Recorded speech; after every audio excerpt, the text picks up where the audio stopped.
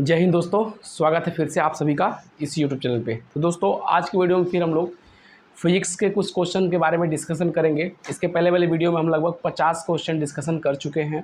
अब 50 के आगे जो क्वेश्चन हैं उनके बारे में हम लोग डिस्कशन करेंगे। तो आप सबसे पहले क्या करिए, सेशन को शेयर कर दीजिए, ठीक है। जितने भी दोस्त तैयार हैं सबको अपने सेशंस को शेयर कर दीजिए ताकि उनका भी फिजिक्स का क्वेश्चन रिवाइज़ हो पावे, ठीक है। चलिए हमारे साथ रिवाइज़ करते हैं फिजिक्स के इम्पोर्टेंट्स क्वेश्चन जो कि एनटीपीसी, ग्रुप डी, रेलवे हर जगह पूछेगा, ठीक है। तो चलो हम लोग स्टार्ट करते हैं। तो जो पहला क्वेश्चन है, कह रहा है कि दूध से क्रीम निकालने में कौन सा बल लगता है, यानी कि दूध से क्रीम निकालने के लिए कौन सा बल लगेगा। तो दूध से क्रीम निकालने के लिए अपकेंद्री बल लगता है। कौन सा बल लगता है? अपकेंद्री बल लगता है दूध से क्रीम निकालने के लिए। समझ में आ गया। अगला क्वेश्चन है, कह रहा है जब एक पत्थर को चांद की सतह से पृथ्वी पर लाया जाता है तो इसका द्रव्यमान बदल जाएगा या फिर इसका भार बदल जाएगा परंतु द्रव्यमान नहीं, या फिर कह रहा भार और द्रव्यमान दोनों बदल जाएगा, या फिर ना तो द्रव्यमान बदलेगा ना ही भार बदलेगा। बात को समझिए। कह रहा है जब एक पत्थर को चांद की सतह से पृथ्वी पर लाया जाता है, कोई पत्थर है चांद की सतह से उठा लिया, चांद पर गया, एक पत्थर है, पत्थर को उठा के पृथ्वी पर ले आया, तो क्या परिवर्तन होता है उसके? तो उसके जो भार होता है उसके भार में परिवर्तन होता है, उसके द्रव्यमान में परिवर्तन नहीं होगा।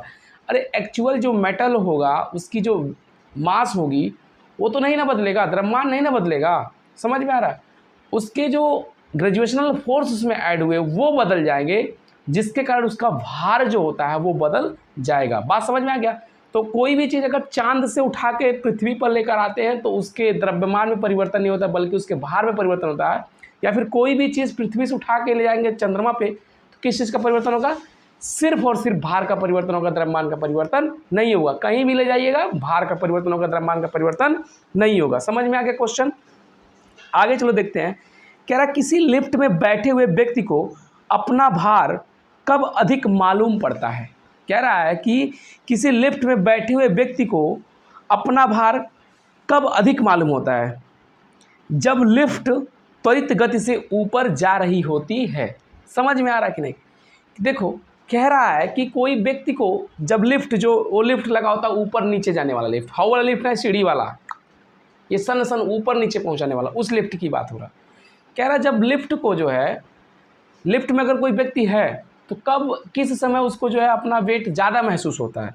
जब लिफ्ट ऊपर की ओर जाती है तो ज़्यादा महसूस होता है। क्यों महसूस होता है ज़्यादा? बात को समझो।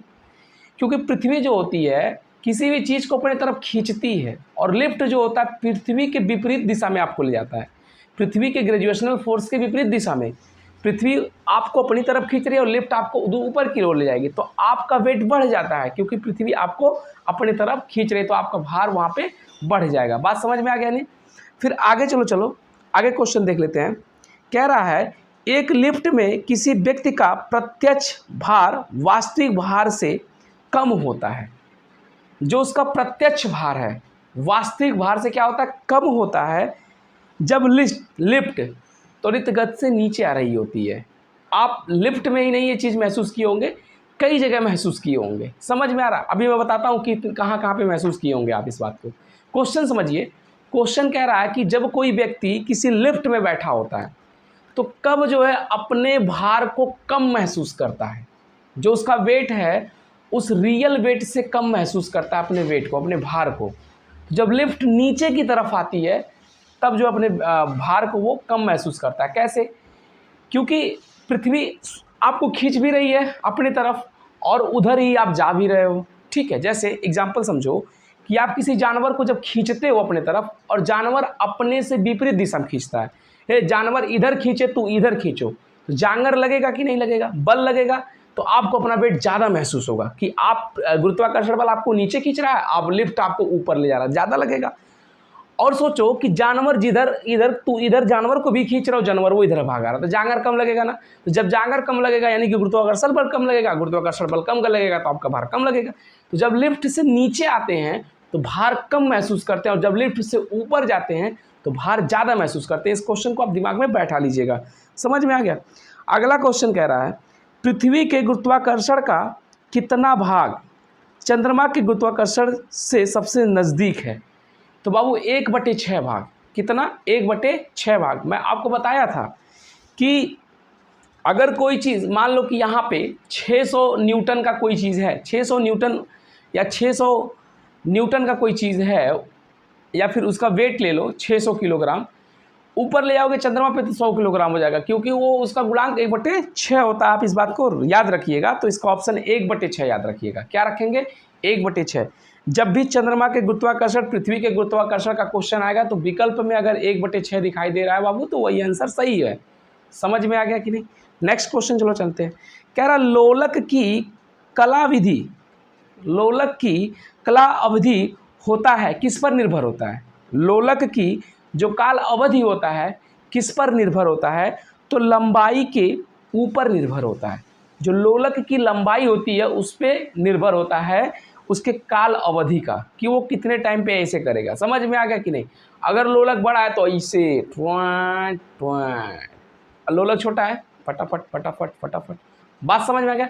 तो किस पे डिपेंड करता है? उसके लंबाई पे डिपेंड करता है। ठीक, अगला क्वेश्चन कह रहा है लोलक घड़ियां गर्मियों में क्यों सुस्त हो जाती हैं?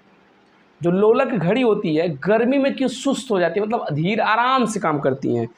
तो जो लोलक की लंबाई बढ़ जाती है, लोलक की लंबाई क्या हो जाती है? बढ़ जाती है। गर्मी के मौसम में लोलक की लंबाई क्या हो जाती है? बढ़ जाती है। और ठंडी में क्या होता है? सिकुड़ जाती है। अब आप ये कह रहे होगे कैसे यार बढ़ जाती है, कैसे सिकुड़ जाती है? जैसे जब रेल पटरी आप देखते होगे, ठंडक में उनके रेल पटरियों की जहाँ ज्वाइंट होती है वहाँ गैप हो जाता है ठंडक के मौसम में, और गर्मियों में वही गैप भर जाता है। समझ में आ रहा है क्यों?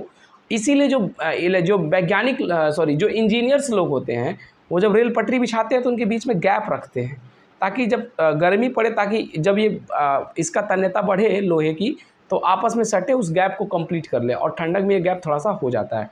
तो लोलक की जो घड़ी होती है गर्मी के दिनों में थोड़ा शिथिल इसलिए हो जाता है क्योंकि उसकी लेंथ थोड़ी सी बढ़ जाती है गर्मी के कारण।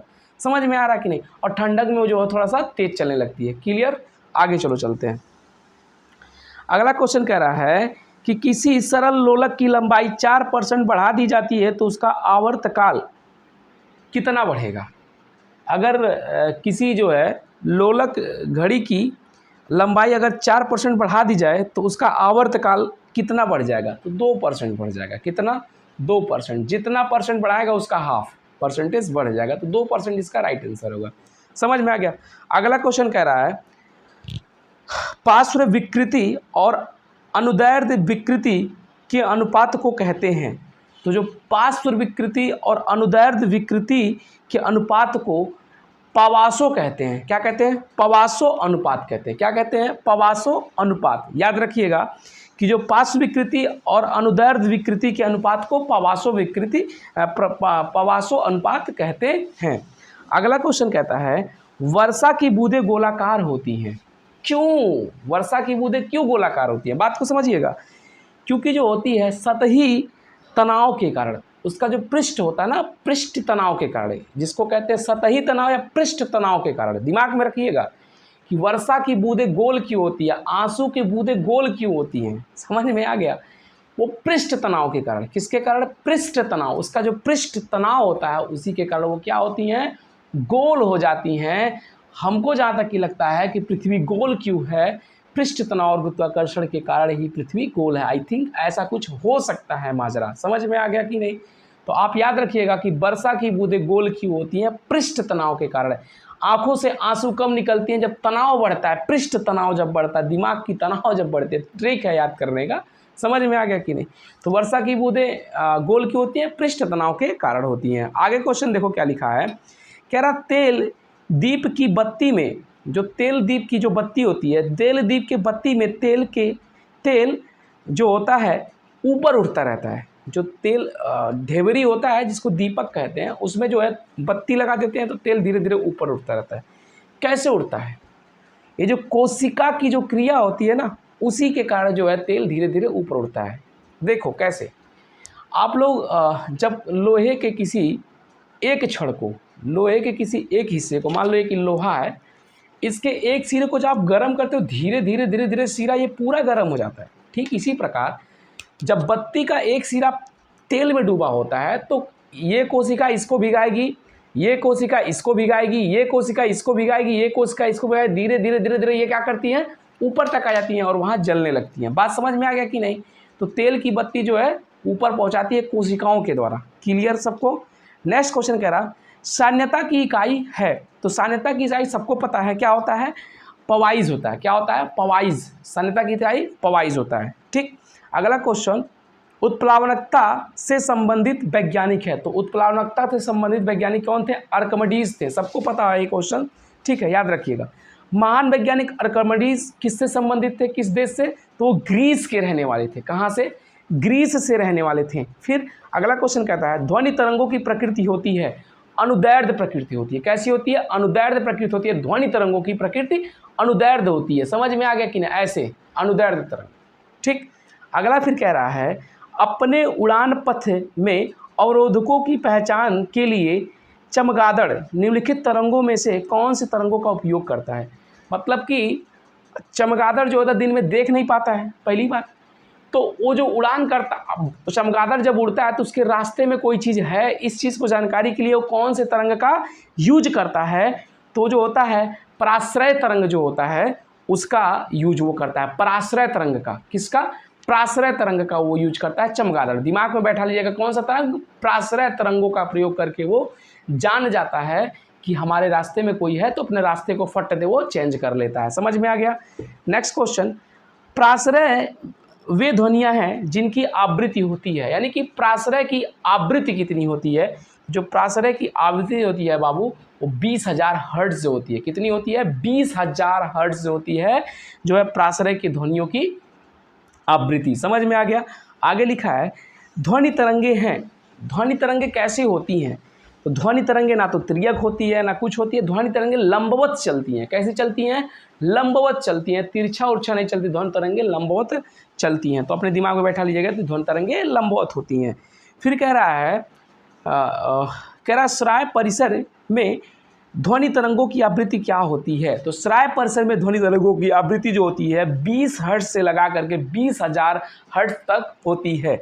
समझ में? कहाँ से कहाँ तक? 20 हर्ट्ज से लगा करके 20,000 हर्ट्ज तक होती है। ठीक है। अगला क्वेश्चन ध्यान दीजिए, कह रहा है वायु में ध्वनि की चाल 332 मीटर प्रति सेकंड होती है। यदि दाब बढ़ाकर दुगना कर दिया जाए तो ध्वनि की चाल होगी। तो बाबू ध्वनि की जो चाल होगी वो 332 मीटर प्रति सेकंड ही होगी। ठीक है ना? वो घटेगी बढ़ेगी नहीं। दाब बढ़ाने से कोई दिक्कत नहीं होता है। ठीक है, जितना आपका ध्वनि नॉर्मल में रहेगा उतना ध्वनि आपका वो भी रहेगा। समझ में आ गया? तो ध्वनि की चाल जो है 32 मीटर प्रति सेकंड होती है। यदि ध्वनि की दाब बढ़ाकर दुगना कर दिया जाता है तो ध्वनि की चाल क्या होगी? 332 मीटर प्रति सेकंड होगी। बात समझ में आ गया? अगला लिखिए, ध्वनि की चाल अधिकतम होती है, मतलब ध्वनि सबसे तेज किस चीज़ में चलता है, किस मीडियम में चलता है? तो जो इस्पात होते हैं, इस्पात माने लोहा, ये सारी चीज़ें। ठीक है, ये जो चीज़ें होती हैं इसमें ध्वनि की तीव्रता बहुत तेज़ होती है, बहुत तेज़ चलती है। इसी कारण जो होता है, आप लोग कई दफ़ा देखे भी होंगे कि जब ट्रेन काफ़ी दूर होती है, 8-10 किलोमीटर दूर होती है, 5 किलोमीटर दूर होती है और हमें ये नहीं पता होता ट्रेन अभी कहाँ है, तो लोग क्या करते थे, अपने कान को रेल के पटरी में सटाकर सुनते थे, तो वहाँ पे आवाज़ सुनाई देती थी ट्रेन आने की। तो लोग ये कहते थे कि ट्रेन आ रही है, लेकिन इन लोगों को ये नहीं पता कि ध्वनि जो होती है इस्पातों में बहुत तेज़ चलती है, जिस कारण वो सुनाई दे देता है। तो आप याद रखिएगा कि ध्वनि इस्पातों यानी कि लोहे वोहे में बहुत तेज़ चलती है। समझ में आ गया? तो इस्पात इसका आंसर सही होगा। कह रहा वायु में ध्वनि का वेग लगभग कितना होता है? तो वायु में जो ध्वनि का वेग होता है 332 मीटर प्रति सेकंड, यानी कि 1 सेकंड में ध्वनि जो है वायु में 332 मीटर एरिया को कवर कर लेगा। समझ में आ गया कि नहीं? आगे चलो बात करते हैं। 100 डेसिबल का शोर स्तर, 100 डेसिबल का शोर स्तर निम्न में से किसके संगत होगा?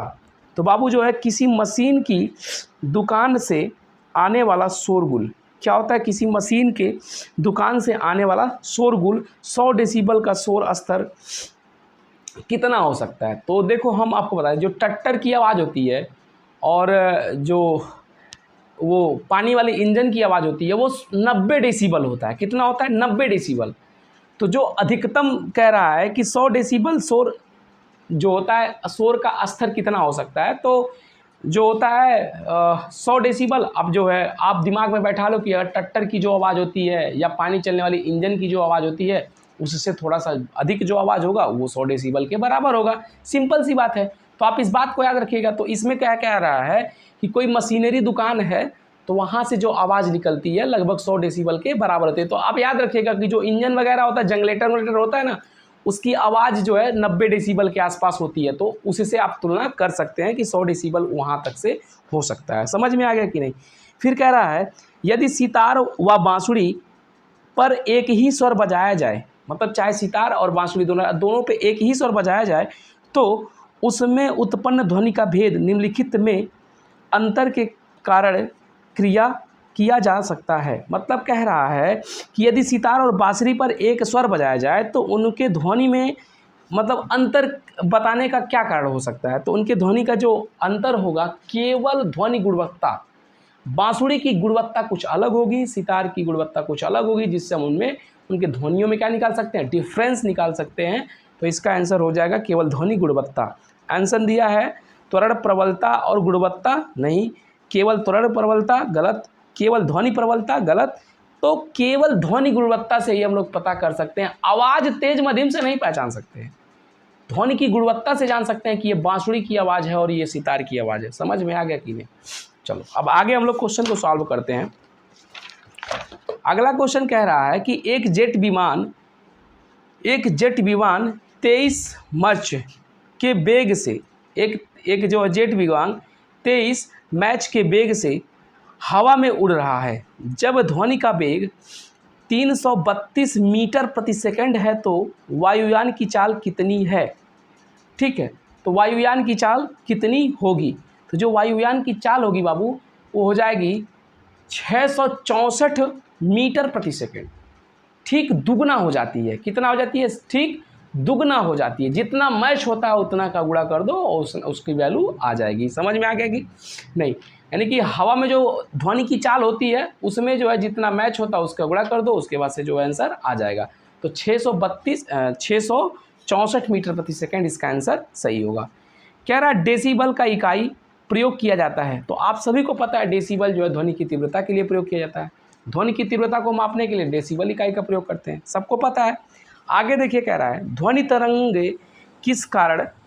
तरंगे किसके कारण प्रतिध्वनि उत्पन्न करते हैं। तो प्रावर्तन के कारण।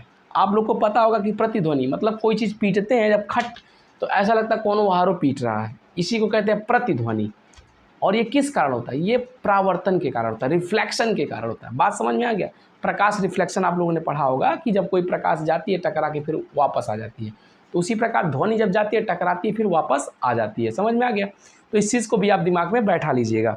आगे देखो कह रहा है सोनार अधिकांशतः प्रयोग में लाया जाता है। जो सोनार अधिकांशतः प्रयोग में लाया जाता है तो क्या लाया जाता है, नौ संचालकों द्वारा। जो सोनार होता है, ठीक है, अधिकतम किसके प्रयोग में लाया जाता है, तो नौ संचालकों द्वारा ज़्यादा प्रयोग में लाया जाता है। समझ में आ गया। अगला जो है क्वेश्चन क्या है, किसी ध्वनि स्रोत की आवृत्ति में होने वाले उतार चढ़ाव को कहते हैं। यानी कि किसी ध्वनि स्रोत के आवृत्ति में उतार चढ़ाव जो होता है, किसी ध्वनि स्रोत के आवृत्ति में जो उतार चढ़ाव होता है किसके कारण होता है, तो वो जो होता है आपका डैप्लर प्रभाव के कारण। किसके कारण, डैप्लर प्रभाव के कारण जो है ध्वनि की आवृत्ति में उतार चढ़ाव होने लगता है। अगला कह रहा है पास आती हुई रेलगाड़ी की सीट की आवृत्ति या तीक्ष्णता बढ़ती जाती है, ऐसा किस परिघटना के कारण होता है। तो ऐसा बाबू डैप्लर प्रभाव के कारण होता है। किसके कारण होता है, डैप्लर प्रभाव के कारण होता है। अगला चीज़ केवल केल्विन मान में मानव शरीर का सामान्य ताप है। तो केल्विन मान में जो मानव का जो सामान्य ताप होता है 310 होता है। कितना होता है, 310 होता है। क्लियर। अगला कह रहा है कितना तापमान होने पर पाठ्यांक सेल्सियस और फ़ारेनहाइट तापमापियों में एक ही होगा। तो -40 डिग्री पे जो है दोनों का ताप जो दोनों सेल्सियस में या फ़ारेनहाइट में नापेंगे तो दोनों इक्वल आएगा -40 डिग्री पर। समझ में आ गया। अगला कह रहा है न्यूनतम संभव ताप है। तो न्यूनतम जो संभव ताप है वो -273 डिग्री सेल्सियस होता है। कितना? न्यूनतम तापक्रम कितना, न्यूनतम ताप कितना होता है? -273 डिग्री सेल्सियस होता है। समझ में आ गया? माइनस याद रखिएगा, प्लस नहीं, -273 डिग्री सेल्सियस। समझ में आ गया? कह रहा किसी मनुष्य के शरीर का समान तापक्रम होता है, तो किसी मनुष्य के शरीर का समान तापक्रम 98 फ़ारेनहाइट होता है। कितना होता है? 98 फ़ारेनहाइट होता है। क्लियर? एक स्वस्थ मनुष्य के शरीर का तापमान होता है, अगर डिग्री सेल्सियस में पूछता है तो 37 डिग्री सेल्सियस, और फ़ारेनहाइट में पूछेगा तो 98 फ़ारेनहाइट। क्लियर? अगला क्वेश्चन क्या है कि ठंड के दिनों में लोहे के गुटके और लकड़ी के गुटके को प्रातः काल में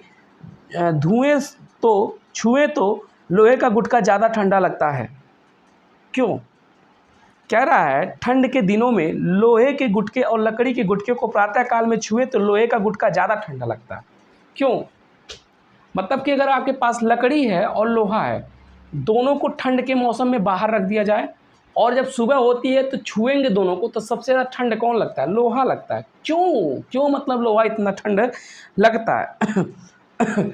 जो देखो, लकड़ी और लोहे में अगर उष्मा की चालकता की बात की जाए तो लोहा सबसे अच्छा होता है उष्मा की चालकता में लकड़ी की अपेक्षा। जैसे अगर आप लोहा को आग में डालते हैं या लोहा को आग के पास खड़ा करते हैं और एक लकड़ी को भी आग के पास आप खड़ा करते हैं, तो लोहा जल्दी गर्म हो जाता है और लकड़ी कम गर्म होता है। ठीक इसी प्रकार इससे ये पता चलता है कि जो लोहा होता है उष्मा की अधिक चालकता होती है लकड़ी की अपेक्षा। समझ में आ गया? ठीक इसी प्रकार जब ठंडक के मौसम में लोहा और लकड़ी को एक साथ रखा जाता है तो लकड़ी की चालकता कम होती है अपेक्षाकृत लोहे के, तो लोहा ठंडा को ज़्यादा अवशोषित कर लेता है, लकड़ी नहीं कर पाता है, जिस कारण लोहा ज़्यादा ठंडा होता है। समझ में आ गया कि नहीं? तो आप याद रखिएगा कि उष्मा का अधिक चालकता होता है लकड़ी की अपेक्षा। क्लियर? अगला क्वेश्चन कह रहा है आणविक संचालन के द्वारा उष्मा का संचरण क्या कहलाता है? तो संवहन कहलाता है। सबको पता है कि आणविक संचालन के कारण उष्मा का संचरण क्या कहलाता है? संवहन कहलाता है। समझ में आ गया? कह रहा निम्नलिखित, अगला क्वेश्चन, निम्नलिखित द्रव्यों में कौन सा उष्मा का बहुत अच्छा चालक है? तो जो पारा होता है ना बाबू, जैसे देखिए इसमें ऑप्शन दिया पारा, पानी, ईथर, बेंजीन, तो पारा जो होता है इसमें से पारा जो होता है उष्मा का बहुत अच्छा चालकता होता है। अगर इन सभी को रखते हो ठंडक में तो पारा सबसे ज़्यादा ठंड रहेगा। समझ में आ गया? आगे इसीलिए जो होता है थर्मामीटर में पारा रखा जाता है ताकि आपका टेम्परेचर तुरंत बता दे कि कितना जो है टेम्परेचर आपके बॉडी की है। इसीलिए थर्मामीटर में पारा लगाया जाता है ताकि बुखार नापने में आसानी मिले, तुरंत रिपोर्ट मिले। और चालकता अगर कम रहेगी ओके लगा देंगे तो आधा घंटा मुँह हम कोचले रहो, कुछ पता नहीं चलेगा। समझ में आ गया? तो याद रखिएगा थर्मामीटर में पारा का यूज इसीलिए किया जाता है क्योंकि पारा जो होता है अधिक चालकता होता है, उष्मा को तुरंत वो नाप करके बता देता है। समझ में आ गया कि नहीं? आगे चलो चलते हैं। अगला क्वेश्चन कह रहा है कि समान मोटाई के कपड़े की दो परतें उसके दुगुना मोटाई के कपड़े की एक परत से अधिक उष्मा आवरण प्रदान करती है। इसका क्या कारण है? देखो, कह रहा है कि समान मोटाई के कपड़ों के दो परतें, ठीक, समान मोटाई के कपड़ों के दो परतें उसके दोगुने मोटाई के कपड़े के एक परत से अधिक उष्मा आवरण प्रदान करता है। इसका क्या कारण है? तो दोनों परतों के बीच जो होता है संपृष्टि वायु के कारण। किसके कारण? संपृष्टि वायु के कारण जो है वहाँ पर उष्मा हमको ज़्यादा मिलता है। समझ में आ गया कि नहीं? कोई डाउट है किसी को? आई थिंक यहाँ पे बात को समझ में आ गई होगी कि जो दो परत जब करते हैं तो इसमें कुछ वायु भर जाता है, एयर हो जाता है, जिस कारण जो होता है यहाँ पे हमको दोगुने मोटाई के कपड़े की एक परत से अधिक उष्मा का आवरण प्रदान करता है। समझ में आ गया कि नहीं? अगला क्वेश्चन चलो बात कर लेते हैं। अगला क्वेश्चन कह रहा है ग्रीष्म काल में हमें सफ़ेद वस्त्र धारण करने की सलाह दी जाती है। क्यों? तो ग्रीष्म काल में हमें सफ़ेद कपड़ा इसलिए पहनने के लिए जो है लोग कहते हैं क्योंकि जो है सफ़ेद वस्त्र ताप का कम अवशोषण करता है। जो सफ़ेद चीज़ होता है ना वो उष्मा को कम अवशोषित करता है, और काला कपड़ा जो होता है उष्मा को ज़्यादा अवशोषित करता है। तो ठंडक में काला कपड़ा पहनिए और जो है गर्मी में सफ़ेद कपड़ा पहनिए। इसी कारण जो जैकेट वगैरह लोग पहनते हैं अक्सर देखते होंगे काला कलर का होता है। क्यों? क्योंकि जो है उष्मा का अवशोषक होता है, ठीक है, और हमको जल्दी से हीट करने के काम करना शुरू कर देता है। क्लियर? आगे हम लोग पढ़ते हैं। कह रहा है न्यून तापमानों का अनुप्रयोग होता है। तो न्यून तापमानों का जो अनुप्रयोग होता है वो अंतरिक्ष यात्री अंतरिक्ष यात्री चुंबकीय प्रस्थापन और दूरमिति में होता है। कहाँ पे होता है? दूरमिति में होता है। इस क्वेश्चन को थोड़ा सा दिमाग पे रखिएगा। वैसे ये क्वेश्चन पूछेगा नहीं क्योंकि ये आईएएस लेवल का क्वेश्चन है और आईएएस में 1999 में ये क्वेश्चन पूछा गया था, तो आई थिंक ना पूछे, लेकिन आप दिमाग में याद रखिएगा कि जब न्यूनतम तापमानों का अनुप्रयोग पूछेगा तुरंत आप लोग अंतरिक्ष यात्रा का बात कीजिएगा। समझ में आ गया कि नहीं? क्योंकि न्यूनतम तापमान अंतरिक्ष में ही मिलता है, पृथ्वी पर ज़्यादा तापमान मिलता है। क्लियर? आगे बढ़ते हैं। तेज हवा वाली रात में ओस नहीं बनती। जो तेज हवा वाली रात होती है में ओस नहीं बनती क्योंकि जो वाष्पीकरण की दर तेज होती है। मतलब कि तेज हवा वाली रात में ओस नहीं बनती। जो तेज हवा जब चलता है तो ओस नहीं बनता है, फॉग नहीं बनता है। क्यों? क्योंकि जो वाष्पीकरण की दर तेज होती है, उस समय जो वाष्पीकरण खर खर खर हवा से निकलेगा, जिससे फॉग नहीं बन पाता। समझ में आ गया? फिर अगला कह रहा है ठोस कपूर से कपूर वाष्प बनाने की प्रक्रिया को कहते हैं। तो ठोस कपूर से वाष्प कपूर बनाने की प्रक्रिया कहती है ऊर्ध्वपातन। कौन सा क्रिया? ऊर्ध्वपातन। जैसे अगर बर्फ को अचानक से जो है भाप बना दिया जाए, बिना पानी बनाए सीधे भाप बना दो, तो वह क्रिया जो है ऊर्ध्वपातन की क्रिया कहलाती है। जैसे आप बर्फ को कभी कभी देखते होंगे, बर्फ जब निकालते हैं तो उसमें से भाप निकलता है, तो बर्फ से भाप सीधे बनना ऊर्ध्वपातन की क्रिया कहलाती है। समझ में आ गया कि नहीं?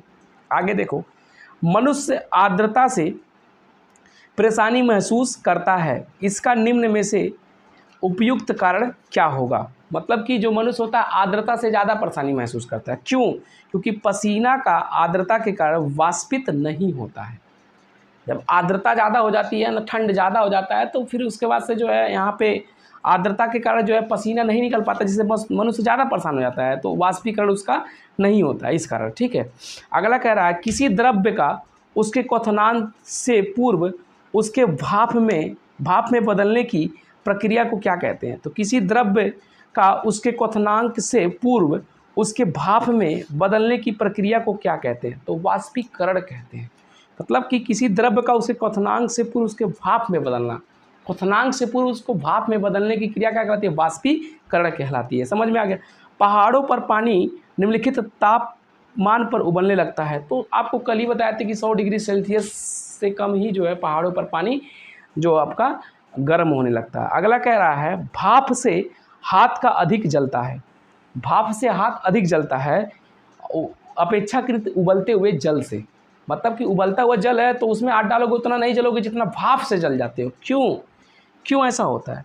तो इस बात को समझिए कि भाप में गुप्त ऊष्मा होती है। जो भाप होता है ना, उसमें ऊष्मा भाप तो देता ही है, लेकिन उसके अंदर कुछ ऊष्माएं और भी होती है, छिपी होती हैं, जो डायरेक्टली हमको हीट कर देती हैं और ज़्यादा हम लोग जल जाते हैं। तो भाप के अंदर गुप्त ऊष्मा होती है, जिस कारण भाप से जलने पर हम लोग को ज़्यादा महसूस होता है उबलते हुए पानी के अपेक्षा। समझ में आ गया? अगला क्वेश्चन कह रहा है ऊष्मा गतिकी का प्रथम नियम किस अवधारणा की पुष्टि करता है? तो ऊष्मा जो गतिकी होता है ये ऊर्जा संरक्षण के अवधारणा को क्या करता है? पुष्टि करता है। समझ में आ गया? तो ऊष्मा संरक्षण के अवधारणा को पुष्टि करता है। अगला क्वेश्चन कह रहा प्रकाश तरंग किस प्रकार की तरंग है? तो प्रकाश तरंग जो होता है अनुप्रास्थ तरंग रहता है। कैसा है? अनुप्रास्थ तरंग। और ध्वनि कैसा तरंग है? अनुदैर्ध्य तरंग है। और प्रकाश अनुप्रास्थ। समझ में आ गया? अगला प्रकाश विकिरण की प्रकृति होती है। तो प्रकाश विकिरण की जो प्रकृति होती है तरंग एवं कण दोनों के समान। प्रकाश विकिरण कण की भी तरह चलता है, तरंग की भी तरह चलता है प्रकाश विकिरण की प्रकृति। समझ में आ गया?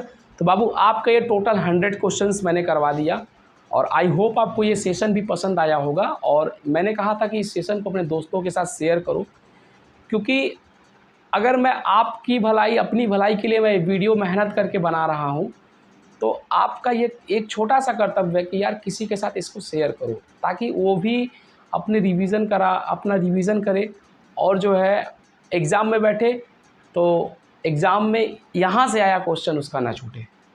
क्योंकि जब कोई क्वेश्चन छोड़ करके लड़का आता है और कहता है मेरा क्वेश्चन छूट गया, यार बहुत कष्ट होता है। क्योंकि उस एग्ज़ाम की प्रिपरेशन के लिए वो लड़का काफ़ी दिनों से प्रिपरेशन करता है, मेहनत करता है, और लास्ट में उसका जब कोई क्वेश्चन छूट जाता है जिस क्वेश्चन के बारे में हम लोग जानते हैं और वो उस लड़के का क्वेश्चन वो गलत हो जाता है, तो तो अंदर से कष्ट आता है यार, काश हम लोग बता दिए होते तो शायद आज इसका ये क्वेश्चन हो गया होता। ठीक है, तो यार शेयर करो, क्योंकि नौकरी जो होता है सरकार अपने घर से सरकार दे रही है, हम लोग अपने घर से नहीं दे रहे हैं। तो हम लोग ये चाहो कि हमारे अधिक से अधिक भाई बहन लोग सिलेक्शन पाएँ और नौकरी पाएँ, मदद करने की कोशिश कीजिए। समझ में आ रहा है? और लोगों को नया बताने की कोशिश कीजिए। अगर आप पढ़ाई करते हो, आपके पास नॉलेज है, तो कोशिश ये करो कि आप आधे घंटे 1 घंटे उन बच्चों को भी दो जो अभी प्रिपरेशन करना स्टार्ट किए हैं या काफ़ी दिन से प्रिपरेशन कर रहे हैं और गलतियां कर रहे हैं, तो उन लोगों को भी थोड़ा सा टाइम दो। समझ में आ गया? इससे क्या होगा कि आपका रिवीजन भी हो जाएगा और जो है आप उनको अच्छा टाइम दे भी पाओगे। तो आई होप आपको सारी बातें समझ में आ गई होंगी और ये सेशन भी पसंद आया होगा। तो पसंद आया तो लाइक करना, चैनल पर नया हो तो चैनल को सब्सक्राइब करना। मिलते हैं नेक्स्ट वीडियो में। जय हिंद, वंदे मातरम।